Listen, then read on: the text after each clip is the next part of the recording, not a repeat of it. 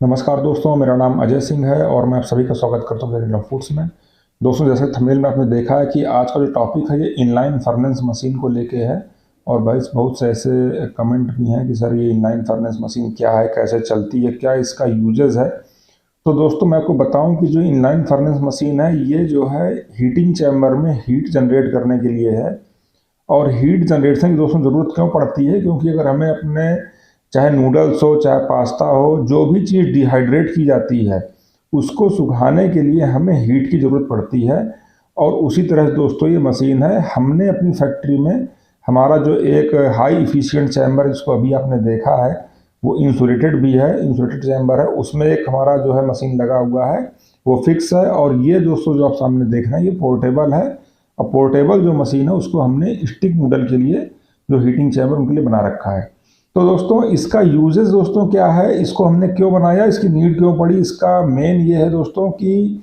जब हम अपने हीटिंग चैम्बर में हीट जनरेट करते हैं तो उसमें कुछ लोग जो है उसमें गैस यूज करते हैं, कुछ लोग इलेक्ट्रिक हीटर यूज करते हैं, कुछ लोग जो है कोयले की भट्ठी यूज करते हैं,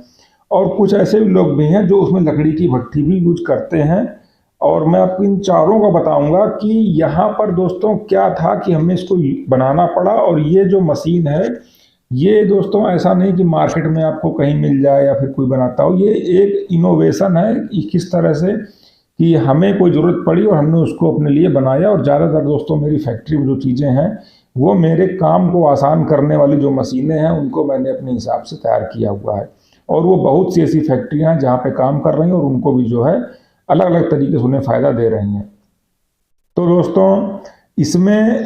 जो हीट जनरेट करने का दोस्तों सिस्टम है, जैसा कि अभी इस समय बरसात का समय है, बरसात बहुत ज़्यादा हो रही है और इस समय दोस्तों काम करने में समस्या दोस्तों क्या आ रही है कि वहाँ पे बहुत ज़्यादा जो है हीटिंग चैम्बर में ये समस्या आती है कि हीटिंग चैम्बर में माल सूखता नहीं है। और जैसे कि हम लोग इलेक्ट्रिक हीटर जो हम पहले यूज करते थे, लगभग आज से लगभग 2.5 से 3 महीने हो चुके हैं, हमने उसको पूरी तरह से अपनी फैक्ट्री से इलेक्ट्रिक हीटर्स को हम रिमूव एक तरह से कर चुके हैं, क्योंकि हमें ज़्यादा उसकी कोई नीड नहीं पड़ती है। अगर मौसम ज़्यादा ख़राब है उस तरह से तो इनलाइन फर्नेस में बहुत जल्दी से अपना माल जो है हम सुखाते हैं। इसमें दोस्तों क्या है कि जैसे कि बहुत से क्वेश्चन है कि सर इसमें कितना खर्च आता है, ये चलता कैसे है। तो दोस्तों ये लकड़ी पे चलता है, ये अगर आप लकड़ी पे चलाते हैं वुड पे तो ये बहुत ही इसका कॉस्ट इफेक्टिव है। और हमने इसको गैस पे भी ट्राई किया है इनलाइन फर्नेस को। तो लकड़ी से और गैस में दोस्तों चलाने पे जस्ट दुगने का अंतर आता है। वैसे तो गैस से भी काफ़ी ये कॉस्ट इफेक्टिव हो जाती है, लेकिन फिर भी लकड़ी से जब हमने चलाया है तो ये बहुत ज़्यादा जो है कॉस्ट इफेक्टिव रही है। और जैसे कंजम्पशन के लिए लोगों का बहुत क्वेश्चन है तो उसका भी बता देता हूँ मैं आपको, क्योंकि ये दोस्तों बहुत ज़्यादा क्वेश्चन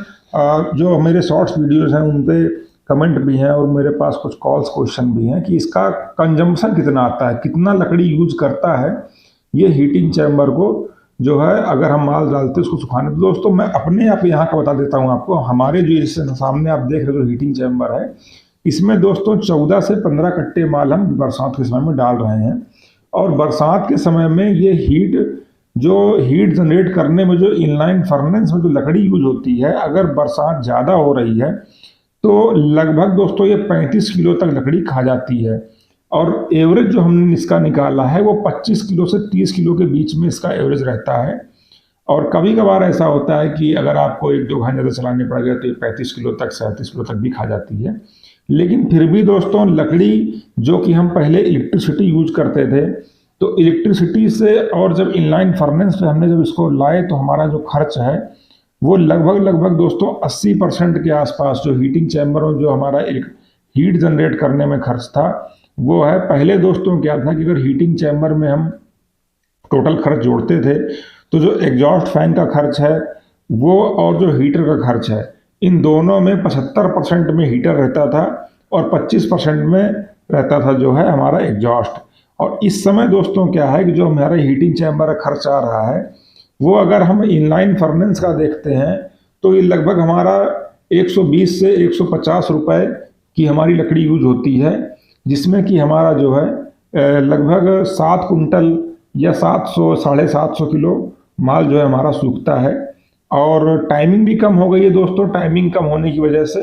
हमारे जो एग्जॉस्ट हैं उनमें बिजली का कंजम्पशन भी कम हुआ है। और यहाँ पर एवरेज मैं आपको बता दूँ कि बहुत से क्वेश्चन में सर कितना एग्जॉस्ट खाता है आपका इस समय, बरसात का समय है, बहुत ज़्यादा वो है।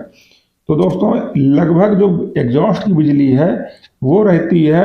200 रुपये के आसपास, जो कि हमारे इनलाइन फर्नेस के खर्चे से थोड़ा ज़्यादा ही है। लेकिन